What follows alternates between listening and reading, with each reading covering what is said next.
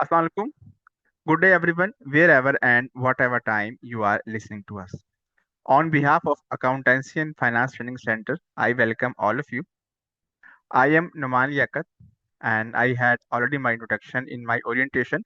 Just to give a brief overview, I am an associate member of Institute of Chartered Accountant of England and Wales from 2017, fellow member of ACCA, and I also hold many other professional certifications, qualification. Apart from that, I am also a registered mentor for Oxford Brookes University, United Kingdom. So, without any delay, let's start. In our first class, what we are going to do, we are going to discuss our syllabus, what are the contents of our corporate reporting exam basically. So, as we know that in advanced level, we have three exams: corporate reporting, strategic business management, and case study. But this session is purely for corporate reporting, or it is also known as CR basically. And all of us are here to discuss corporate reporting CR for our exams of 2025. And this session is for July 2025 exams basically. So now look at the contents, look at the syllabus, what are the components of corporate reporting exam basically. If I talk about corporate reporting or CR, we have three elements. First of all, we have reporting element. Second, we have auditing element. And third, we have ethics element as well, basically. So reporting, auditing, and ethics as well, basically. If I talk about the percentages, approximately 5 to 10% of our syllabus belongs with the ethics section. 30 to 40% of our syllabus belongs with the audit, and 55 to 65% belongs with the percentages of reporting element as well. So in corporate reporting, we will talk about three areas. First of all, reporting, second, auditing, and third, that is basically the ethics element as well. So what we are going to do, we are going to look at the components, syllabus areas one by one basically. This is basically just the basic structure of ACAEW, ICAEW, how many exams do we have, and what we need to do.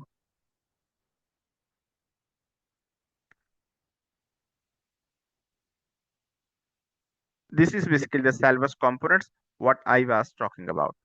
So without any delay, what I am going to do, straight away, I'm going to talk about the levels, technical knowledge basically, because we know that advanced level exams require immense amount of technical knowledge basically. So if I just have an overview, so you can see that is just basically a syllabus of assurance and audit. And here you will see that what we have is, here it is mentioned D, C, P, A. So sometimes students are unsure what do we mean by these alphabets A, B, C, and D basically. So on previous page, on previous slide, I will explain what do we mean by A, B, C, and D as well.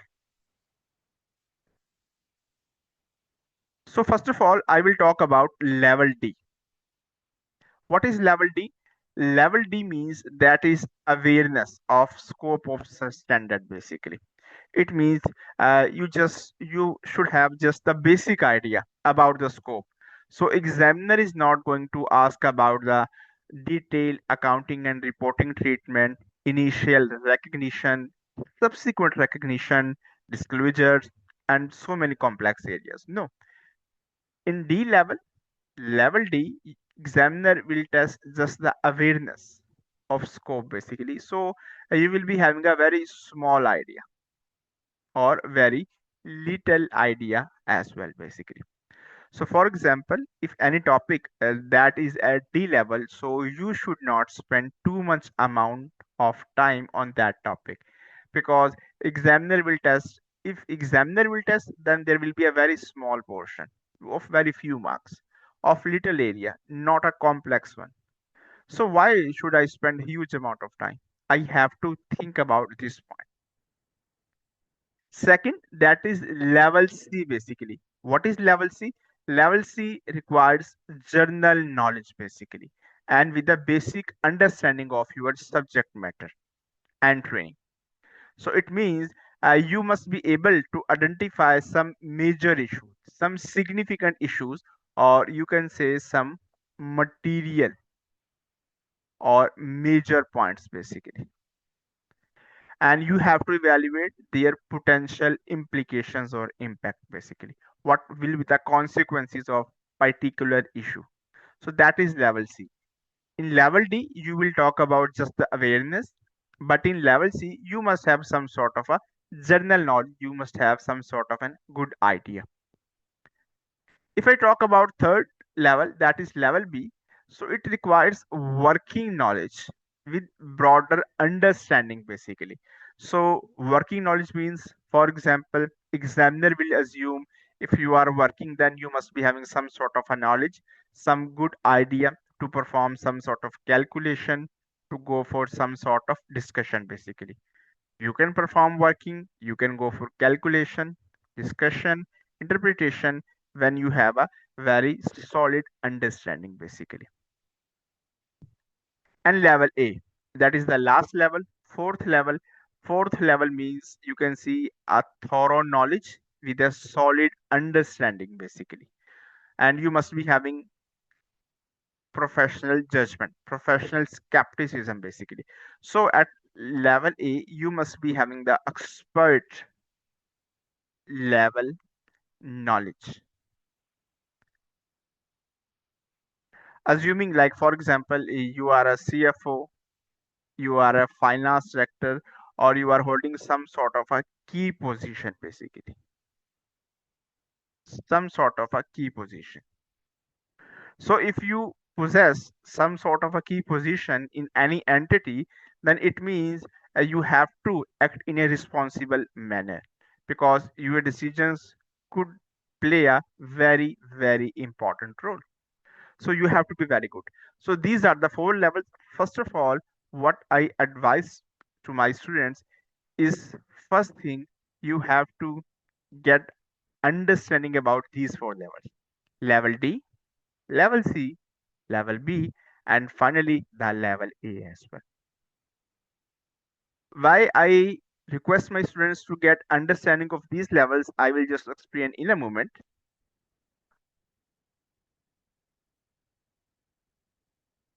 Because we can see our corporate reporting, our reporting section will start from International Financial Reporting Standards, basic understanding, conceptual framework, and moving on IAS, IFRS, and it ends here IFRS for climate related disclosures as well, basically.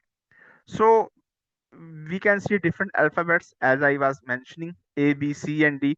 So if you do not know what do we mean by these alphabets, so how we can go for our preparation? So how we can estimate how much time we have to spend on a particular area?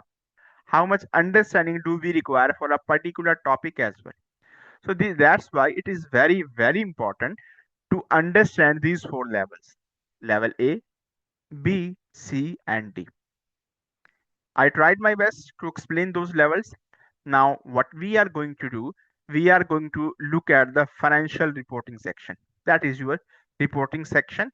And this reporting section constitutes approximately 55 to 65% of your syllabus. I am talking about syllabus, not exam, because our syllabus approximately contains this area, and it includes both IAS and IFRS as well, basically. We will start our discussion with International Financial Reporting Standards. It is at D level. Here we have three levels of ICAEW: certificate level, professional level, and advanced level. As we are talking about corporate reporting, and corporate reporting is at advanced level, so each and every element, every component, every IAS or IFRS, what I'm going to talk about in today's session, that will be about only the corporate reporting.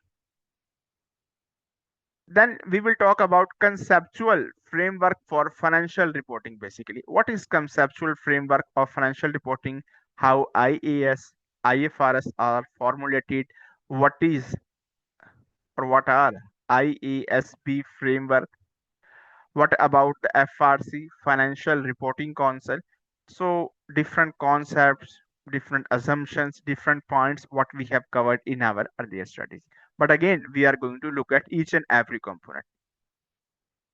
Before I go into detail of our IAS and IFRS, one thing that I want to mention here, we will start from the very first topic, like what is what are international financial reporting standards, because it has been observed that some students are good with their basics, some students are not good with their basics as well.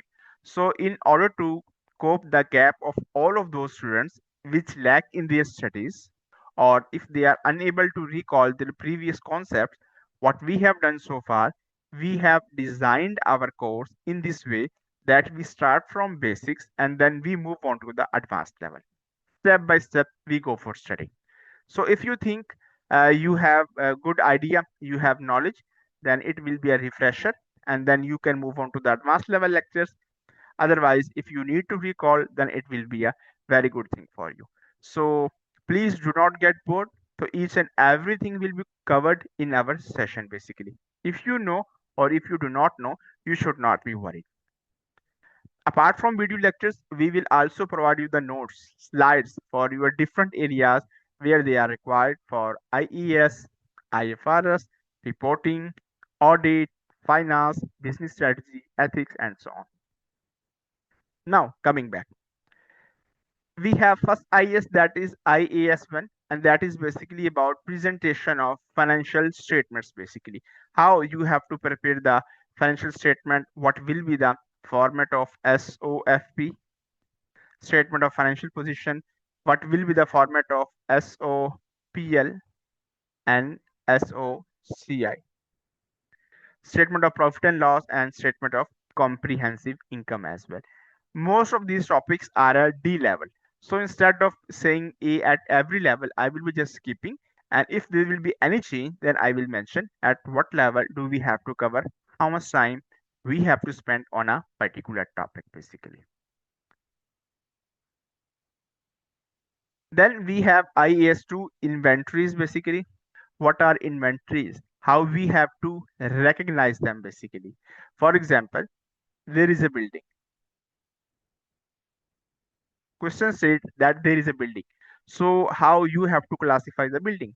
Either this building would be inventory or this building would be classified as IAS 16 property plant equipment, or this building would be classified as an investment property IAS 40, or how we have to classify.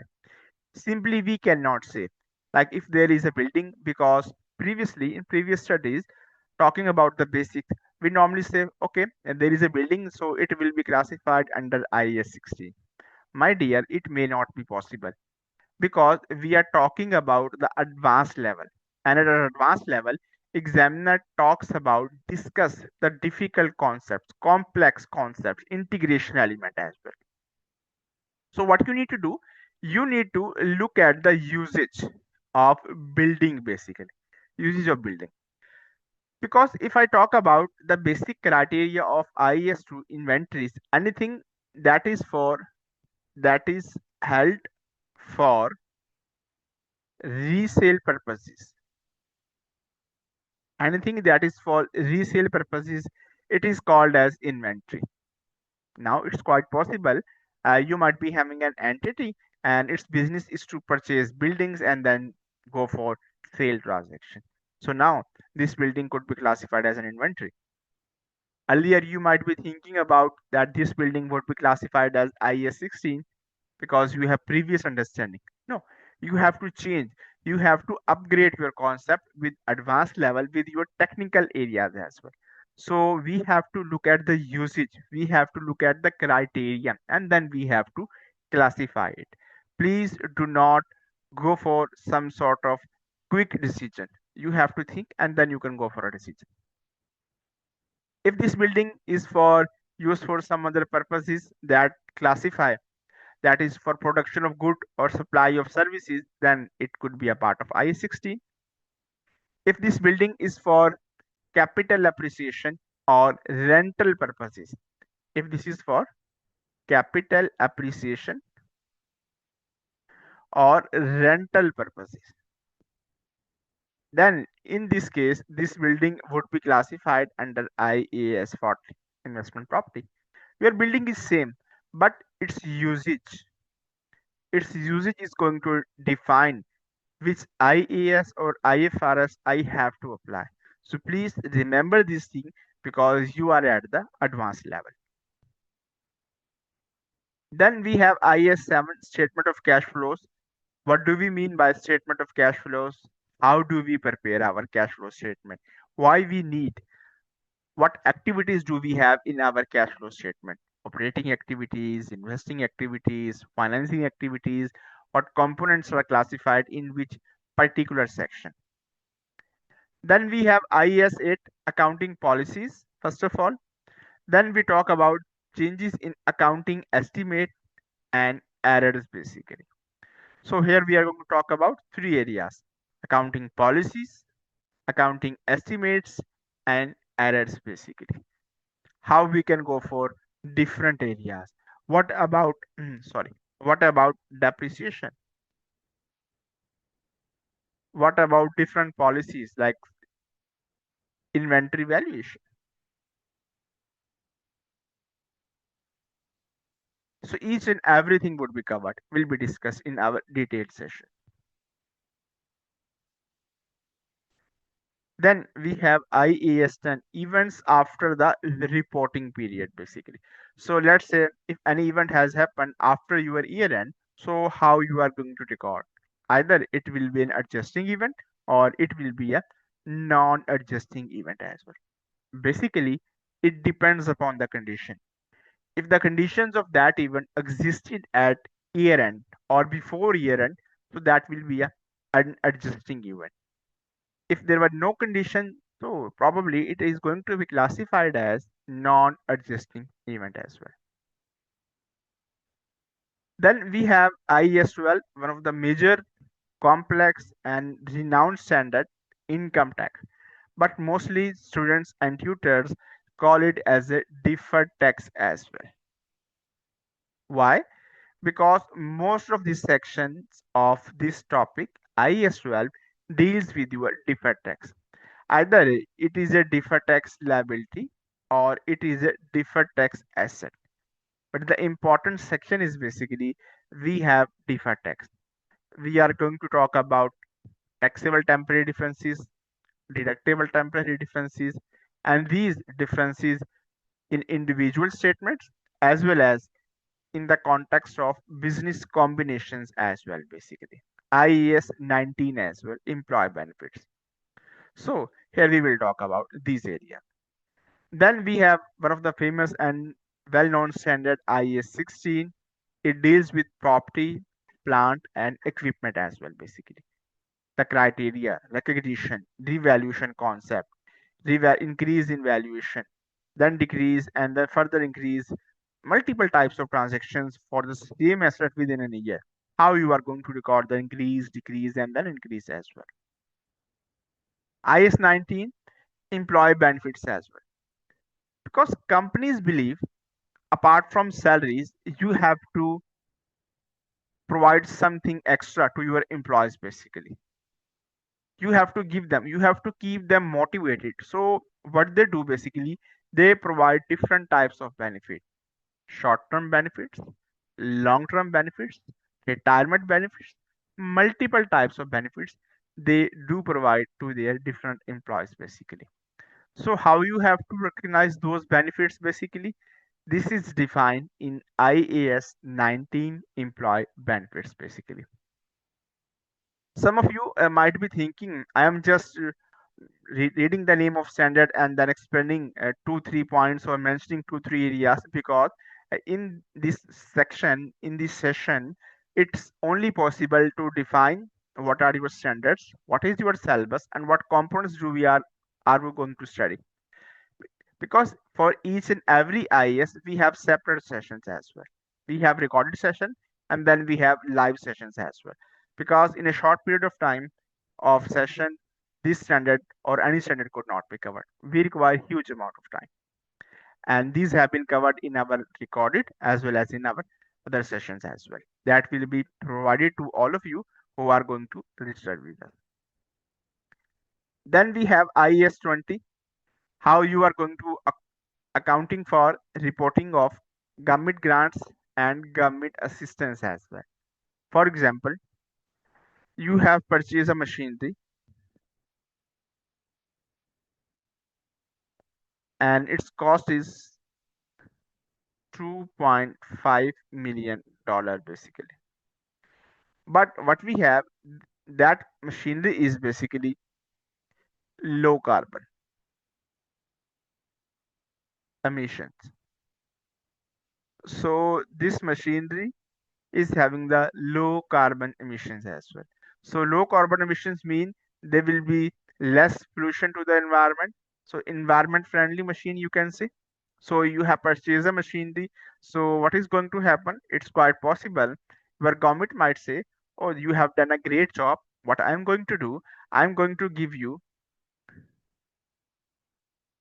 $0.5 million as a part of grant. So that is a grant from the government. So how you are going to recognize this grant? How you are going to recognize this asset as well? That is basically we are going to talk about. Either it is a grant. What about the government assistance? How we are going to record? Let's say there might be different types of conditions from the government. You have to purchase a particular asset with some specific conditions as well. How you are going to record them? All about the IAS 20 government grant and assistance as well. Then we have IAS 21, the effects of changes in foreign exchange rate. Normally it is known as foreign currency standard. If you are purchasing something or if you are selling something outside of your country, so it means you have to involve in foreign transaction. You are going to be involved in a foreign currency. So it's quite possible your currency or other currency might appreciate or depreciate, because you are going to make a payment or you are going to receive payments after 2 3 months or 6 months basically. So how you are going to record what exchange rates you have to use, it will be discussed in IES 21. Another example, if you have some sort of a subsidiary, investment, associate, or another company in another country as well. So how you are going to record the revenues, cost, profit, assets basically. That is all about IS 21. You have to apply exchange rates. What rate do I have to apply? Opening rate, closing rate, rate of transaction rate, average rate. What sort of rate do I need to apply? For example, we have lot of multinational companies like Nestle, Unilever, Coca-Cola, Pepsi, and so on. It's a very, very long list, never ending list basically. So these companies operate in multiple countries. So how they are going to consolidate their financial statements basically. Consolidated financial statements. How they are going to prepare. Obviously, they have to use different formulas, different exchange rates, and all of them will be discussed in IAS 21 basically. Next, we have IAS 23, borrowing cost basically. Borrowing cost, this concept is used, for example, if you are constructing some sort of an asset basically. Construction of an asset. And this asset must be qualified asset, qualifying asset as well. So if your asset is a qualifying asset, then if you go for some sort of a loan from any financial institution or bank, then instead of expensing it out instead of recognizing the interest cost in your P&L, you can record it in the cost of an asset. So when you will record in the cost of an asset, ultimately it will enhance. Your assets are going to be increased basically. So how you are going to record, that is part of qualifying asset.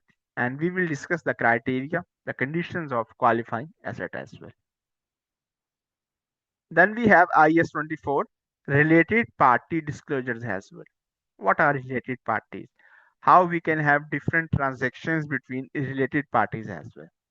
If I talk about a company, then we have a structure. We have board of directors. We have chairman.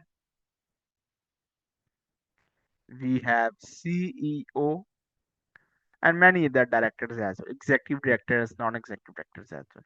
So what if these board of directors or chairman or CEO are involved in purchase or sale of some sort of shares, or their family members are being involved? So will it be part of related party disclosure, related party transaction or not? We will discuss these complex areas one by one. So till here, all of the standards were at A level. It means we need a very solid understanding, broader understanding of these areas basically. Now moving forward,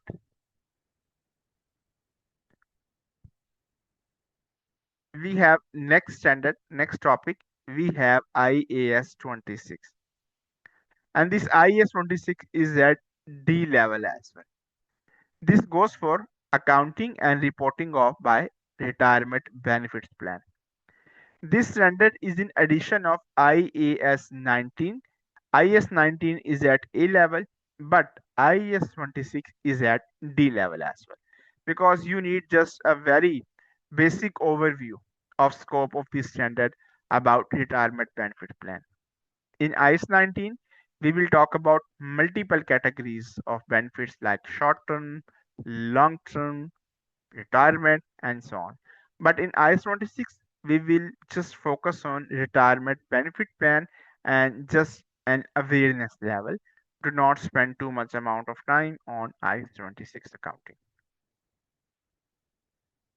Next, we have IS 27, separate financial statement, IS 28, investments in associates and joint ventures as well. So here, our areas of consolidation are starting. So we are going to talk about the consolidation areas. What is associate? What is joint venture? What are joint operation? Jointly controlled entities? All of these areas are covered in IAS 28. Then we have IAS 29, financial reporting in hyperinflationary economics basically. And again, it is at the D level. This IAS 29 is in addition to IAS 21 basically. Because in IS 21 we talk about the foreign currency, but in IS 29 we also talk about the foreign currency, but it only deals with hyperinflationary economics, hyperinflationary environments basically. Like for example, if there is a too much amount of inflation, then how you are going to record it? Exchange rates are going to be entirely different from the date of your transaction. That is hyperinflation. If I talk about not just to degrade some country or someone, it is just a part of example like Zimbabwe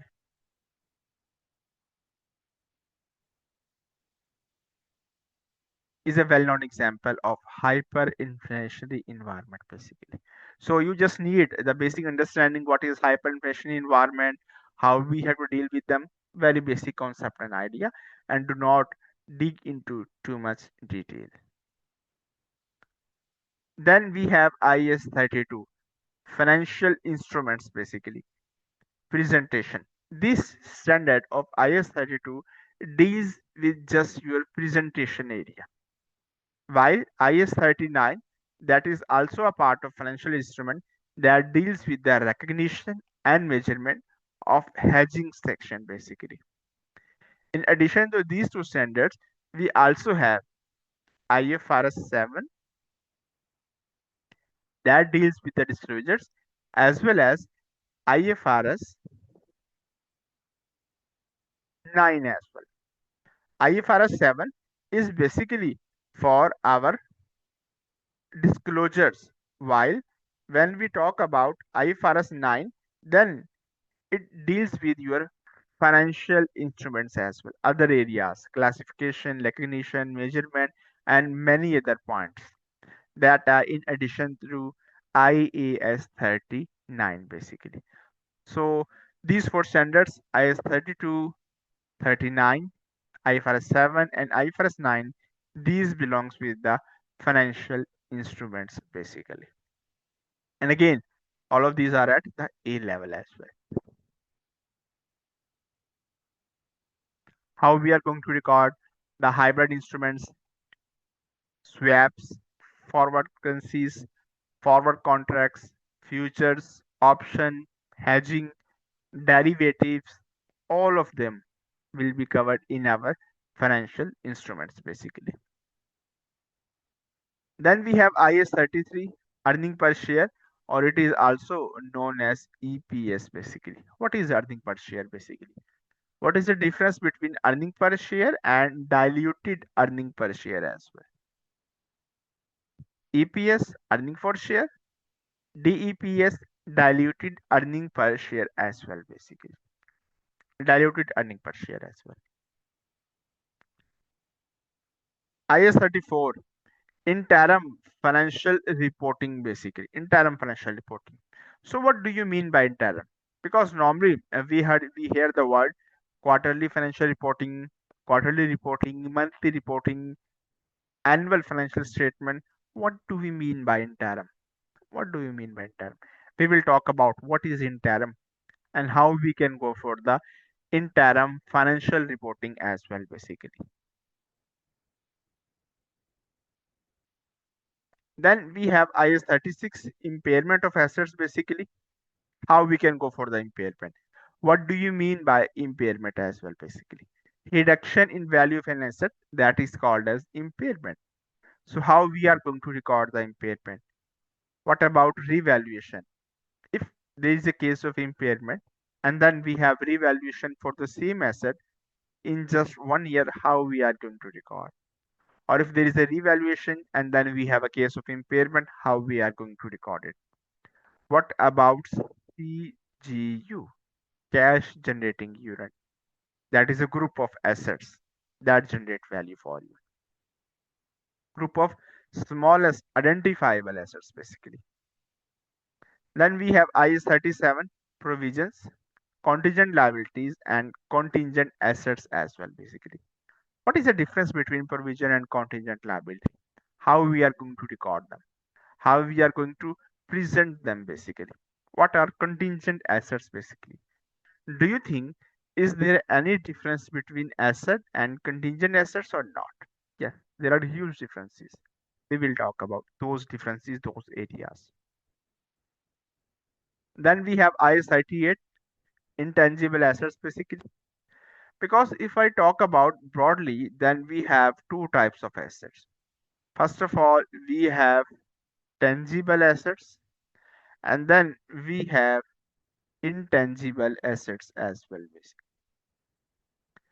Tangible assets mean assets those have physical existence.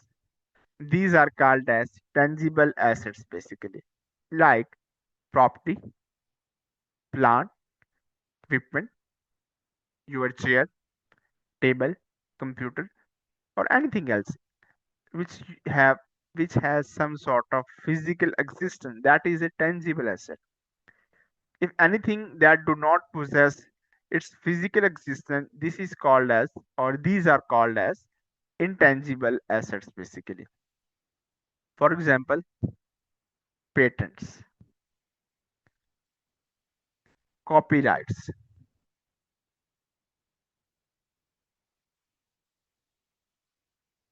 licenses, or there are so many examples which we can talk about. These are intangible assets as well basically. Then IS 39 I have already discussed. Now we have IS 40, investment property. To some extent, I have already talked about the investment property when I was talking about the example of building IAS2 basically. Like this building would be a part of IAS2 inventories or IAS16 or IAS40 basically. IAS41 agriculture, and this standard is at D level basically. Agriculture. In agriculture, what we are going to talk about, we are going to talk about agricultural produce. Agriculture produce. In agriculture produce, we will talk about two areas: animals and plants basically. Agriculture produce, there are two areas: animals and plant. Because with the name of agriculture, most of the students think they are just going to talk about the crops, plants. No, it also includes your animals as well. It includes your living species like animals and plants only. And then the recognition, measurement, basic understanding and criteria of this IS 41, your animals, your cattle, your plants, your gods, each and everything will be a part of IAS 41 agriculture basically.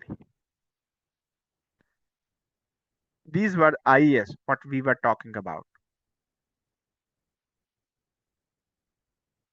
We also have a list of IFRS, what we have to study. First of all, we have IFRS 1, first time adoption of IFRS basically. How it was the first time adoption? It is at the C level. So you need a general knowledge level, general understanding of this standard. Then IFRS 2, share based payment. Again, it is some sort of benefit, not a sort of, exactly, some benefit basically to the employees. So you provide shares just because, in addition to salary, you provide lot of benefits to your employees basically. Why? Because just to motivate them, you go for multiple areas, multiple points basically.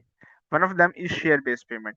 Like for example, if you will stay with the company for next 3 years or 5 years, so what I'm going to do, I will give you 100 shares of the company, and you can avail those shares at a particular reporting date. Like after 3 years or 5 years, you can exercise them. That is a share based payment. So how your entity is going to record this transaction? What if you offered shares to your third parties, to your suppliers? Instead of making payment in cash, you are giving them shares. So how you are going to record them? Another type is basically the hybrid instrument, the complex treatment, the elements with a choice. Like for example, to third party, you are saying you can take the amount of cash, XYZ amount, or you can also take ABC number of shares basically. So now third party has a choice how you can record them. If entity has a choice how you are going to record them. All of them will be part of IFRS 2. Then we have IFRS 3, business combinations as well. Mostly it is known as consolidation, acquisition, step acquisition, subsidiary, associate, disposals, loss of control, loss of full control, loss of partial control, how you are going to record them. IFRS 4, insurance contracts basically. What are insurance contracts? Again, it is at D level, so you need just an overview, little bit idea. IFRS 5, non-current assets held for sale and discontinued operations as well. So two areas we are going to talk about. First of all, non-current assets held for sale. Second, it is discontinued operations as well. What are held for sale assets? For example, if you are saying like I'm going to sell my factory or I'm going to sell my XYZ plant, so I should classify it held for sale. No, no, my dear, it cannot be, because there is a criteria. to classify any asset that will be a part of held for sale. You cannot say any asset could be classified as held for sale or discontinued operation. You need to meet out the certain criteria that we will talk about. Then we have IFRS 6 that belongs with the exploration for an evaluation of your mineral resources. Is it at D level basically? It's at D level. So what about minerals, mining, how you are going to record? Just an overview. Then we have IFRS 7. I have already talked about. We have disclosures of financial instrument. Then we have IFRS 8, operating segments basically. If we have different segments, how we are going to record them? How we are going to record them? For example, there is a business like ABC Group, and let's say ABC Group is operating in Asia, Africa, and Australia. So these are the three segments of a particular group. So you are going to look at the revenues, cost, assets of these group basically. This group and these individual areas, Asia, Africa, and Australia as well. How you can classify them as a part of segment, or they will be a separate reporting element. You have to think about. You have to meet the 10% criteria. What is 10% criteria? We will discuss in terms of revenue, profit or loss, and assets as well, or assets. IFRS 9 already discussed financial instruments. Then we have IFRS 10, 11, and 12 as well. Again, these standards also deal with your consolidation section, consolidated financial statements, joint ventures, and disclosure of interest in other entities as well. IFRS 13, that is for fair value measurement. What is fair value? How you are going to measure? What are the different levels of fair value? Level 1, level 2, and level 3 as well, basically. IFRS 14, that is regulatory deferral accounts, basically. Again, that is at C level. You need some sort of journal knowledge, basically. How you are going for the deferral of these accounts, basically.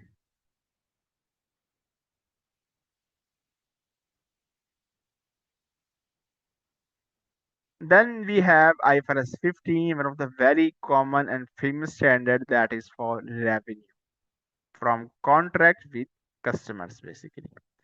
So if there is a particular transaction, so how you are going to record it as a part of sale, how you are going to record it revenue, how you are going to meet the 5-step model.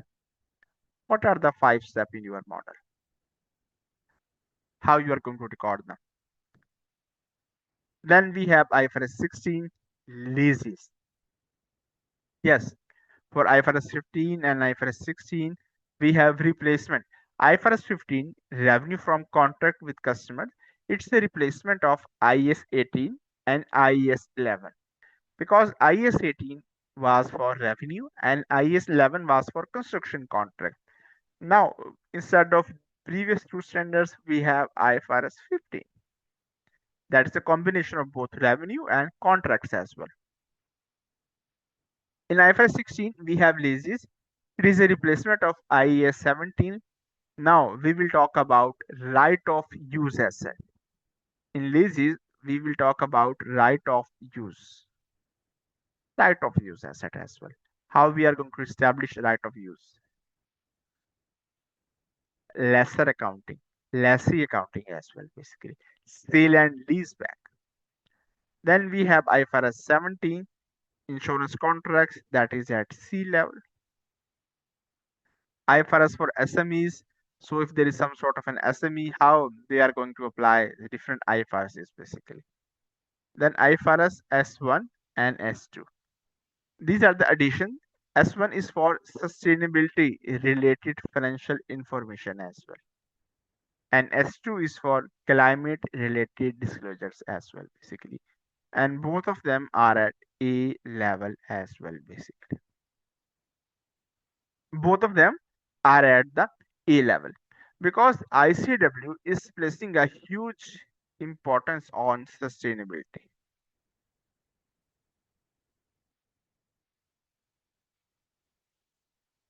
It is a vital component because ICW believes sustainability is very, very important component. What is sustainability? Sustainability means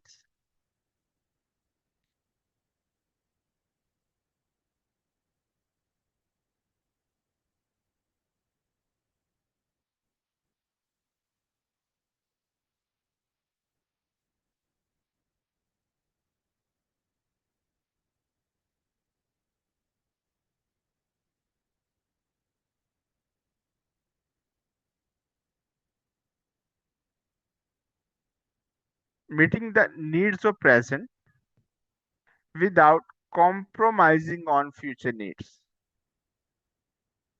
Meeting the needs of present without compromising on future needs. This is called as sustainability. So, in simple terms, you have to meet your present needs, your current needs. What are your necessities? But you should not compromise on your future as well.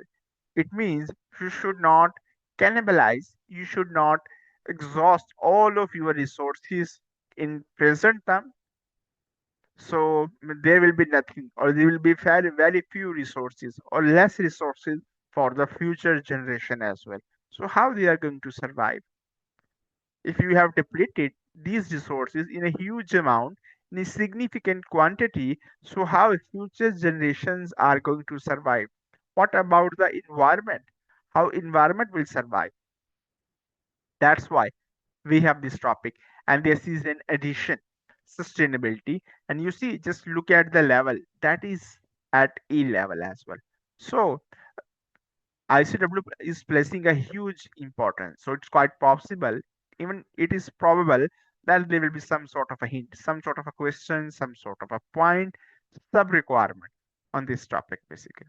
So you have to be careful because normally if we see if there is some sort of a new topic, so initially that is at D or C level. But why reporting side of sustainability, climate side is at A level as well? Just because ICW is placing a huge huge importance on this topic, basically on climate change, because we are facing the issue of global warming.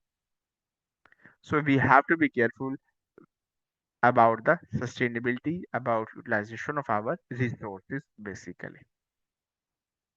So these were the list of all of our IES and IFRS, what we are going to study, what we are going to talk about for our corporate reporting exam of ACA, ICAEW, basically. I will be taking a 2 minutes break and then I will talk about the components of next area, next chapter, what we are going to talk about, that is auditing section, basically.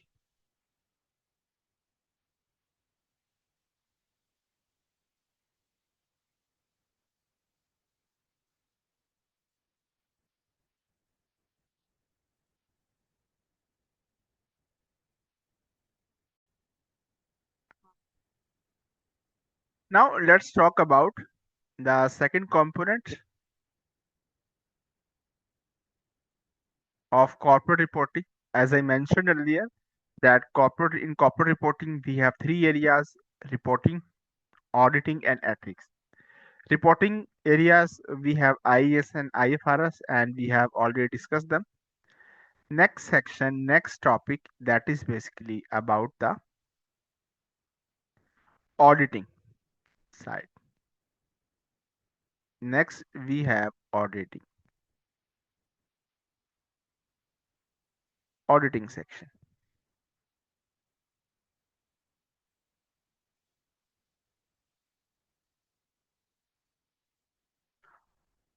In auditing section, we have different areas, different components.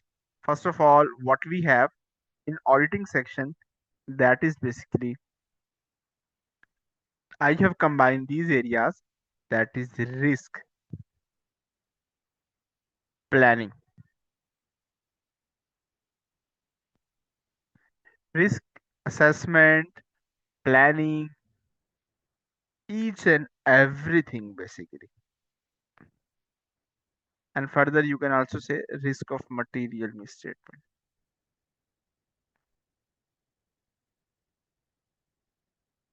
Risk of material misstatement. We will discuss this area. What is risk? What about planning? What is material misstatement? And what are the risk of material misstatement? And then we will discuss different types of risk, audit risk and business risk as well. What do you mean by audit risk? What do we mean by business risk? Different types of audit risk basically, like inherent risk, control risk, and auditor's risk as well basically. This is the first topic what we are going to talk about. And again, in this area we have different areas. We will be talking about risk, we will be talking about planning, risk of material misstatement. Along with this, what we have analytical procedures as well. Analytical procedures. What are analytical procedures? Analytical procedures are basically the comparisons. These are used at the review stage, finalization stage of your financial statements. How we can use them, how we can apply different analytical procedures. Then we will also talk about substantive procedures as well, basically. We will also talk about test of controls. What are control? How you can test different controls as well, basically. What are test of control? How you can perform them?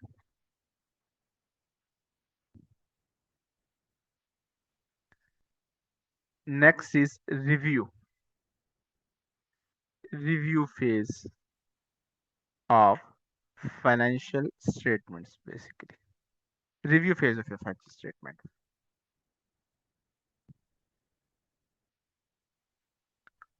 Then we have reporting.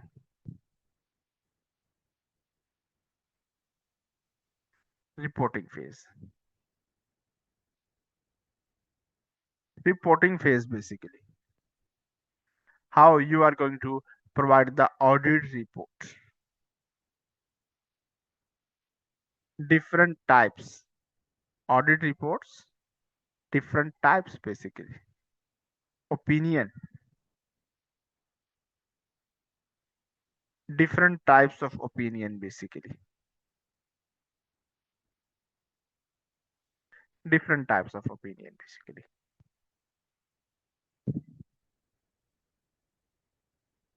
So this basically belongs with your auditing section, basically.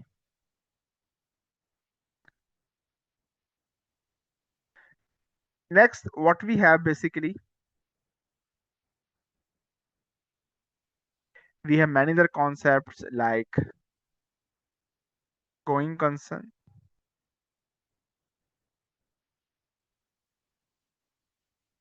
subsequent events,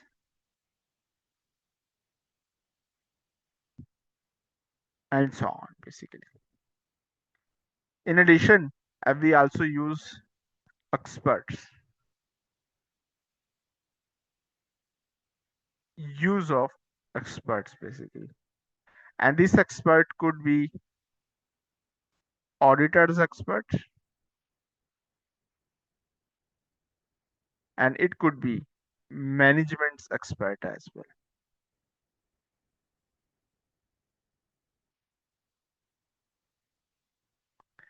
This could be auditors expert and this could be management expert as well. Sorry, there is some sort of mistake. That is number 6. Management expert, audit expert, how you can use the expert, how you can rely, what you need to check, what you need to assess in the work of an expert as well.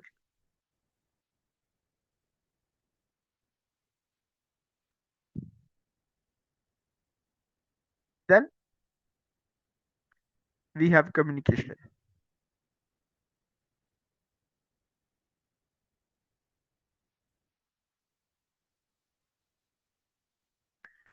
Communication of key audit matters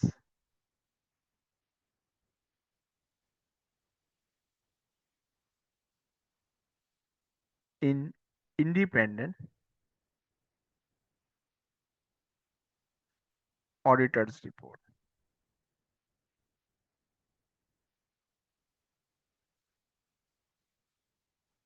In independent auditors report as well.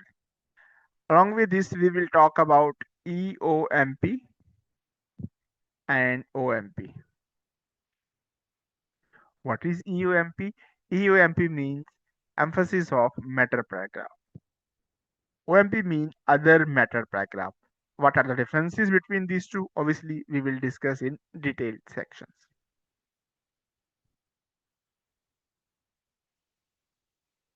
Then we will talk about auditor's responsibility in relation to other information. What is other information?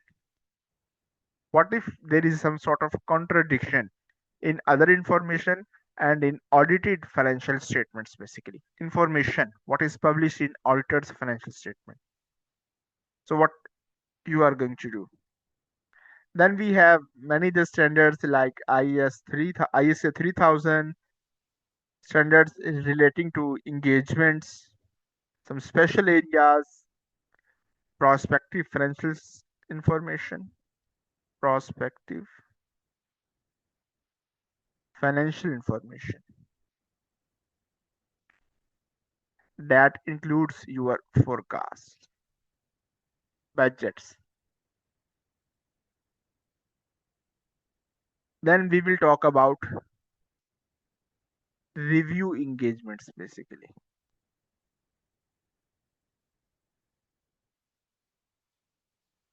What about review engagements? Along with this, we will also talk about interim financial statements basically. Next, we will also talk about related services.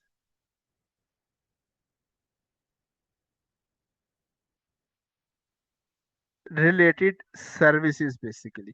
In related services, we will discuss these two areas. First, we have agreed upon procedures.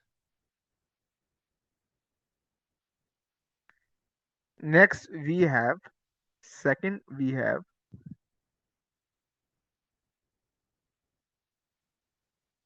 compilation engagements.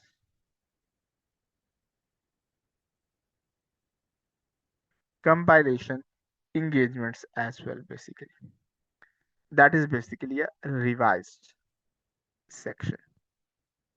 So these are some major sections of our auditing section, what we have to cover. And we will cover each and every component in detail, what is required by the syllabus of corporate reporting exam, as well as your strategic business management exam as well, basically.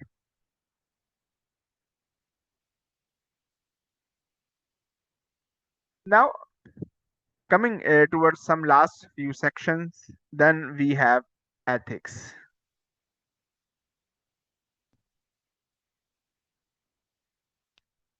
Everyone knows what is ethics. Ethics are basically your way of doing. Again, way of doing could be right, it could be wrong. Previously, we have talked about some ethical principles known as code of ethics. We have also talked about some of the threats pertaining to breach or potential breach of code of ethics. Either the breach has occurred, or there is a potential that there could be a breach in future because some of the actions of your senior, your junior, your line manager, your colleague might be in this way, or they are behaving in a suspicious manner. So that is a potential breach. In addition to this, we will not just talk about the ethics, we will also talk about professional issues.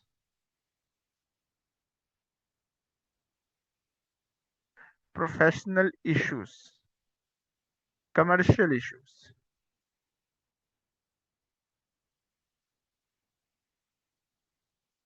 So, in addition to ethical issues, we will talk about professional issues, commercial issues, basically, practice management issues.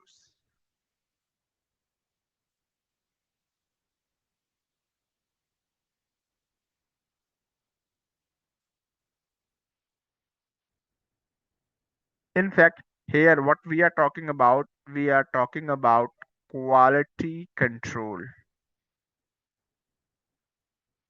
ISQC. ISQC. ISQC stands for International Standards on Quality Control. Last but not the least, we have corporate governance. What is corporate governance? What is the mechanism of corporate governance? What should be the structure of board, a good board? What should be the composition of executive as well as non-executive directors? What about the role of CEO and chairman? Should we have two different person or we can also have one person? What are the exceptions of having just one person on seating two roles of CEO and chairman as well? So these are some of the sections, these are some of the areas what we have to talk about basically. So that was the third section, ethical issues, what we were talking about. Now the last section for today for corporate reporting, what we are going to talk about skills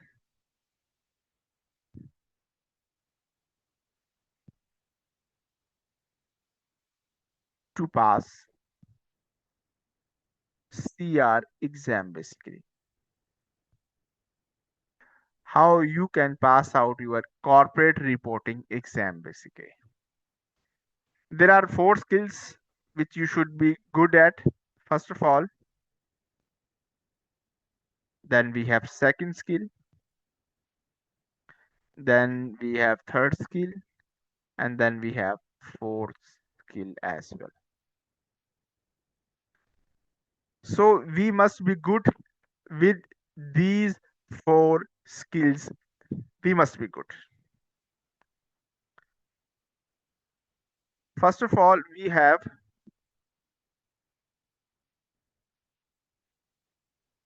assimilating and using information.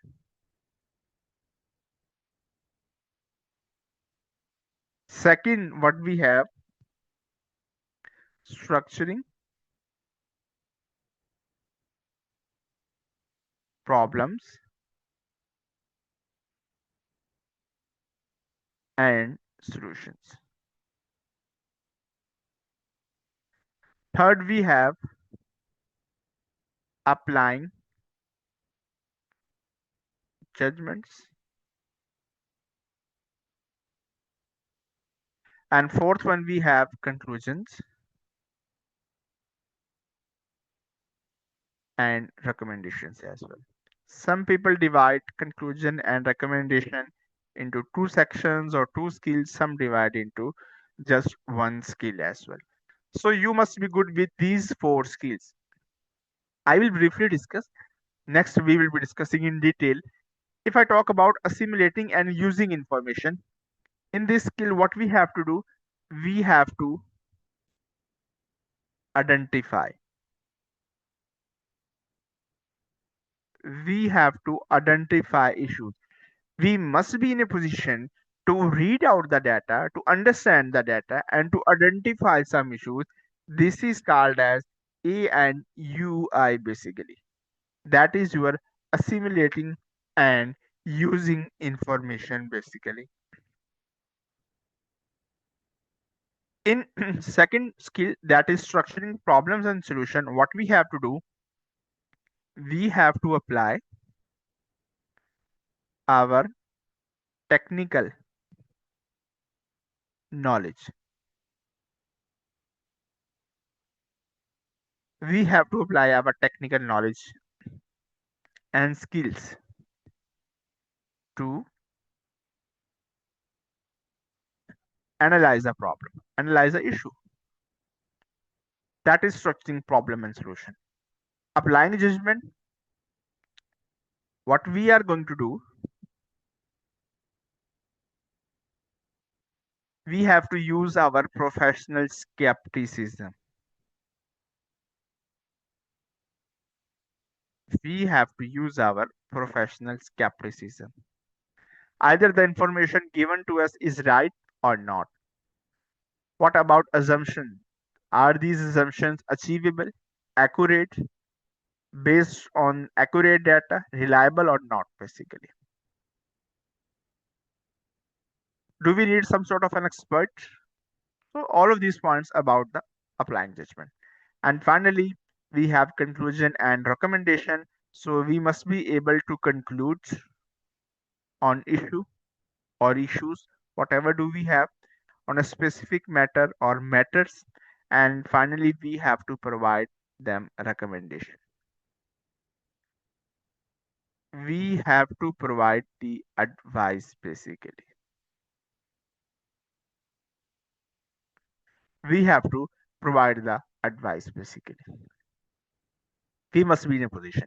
So these are the skills what are necessary to pass out your corporate reporting exam basically.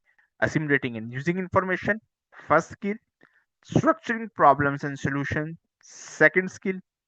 Applying judgments, third skill. Conclusions and recommendation, the fourth skill as well basically. That is your fourth skill. So these are the four skills which are necessary, which are vital to pass out your corporate reporting exam basically. This is all what we have from our first session of corporate reporting CR basically. Thank you all of you for joining and listening to me. If there is any question, please ask, because now everyone is allowed to use his or on mic. Thank you.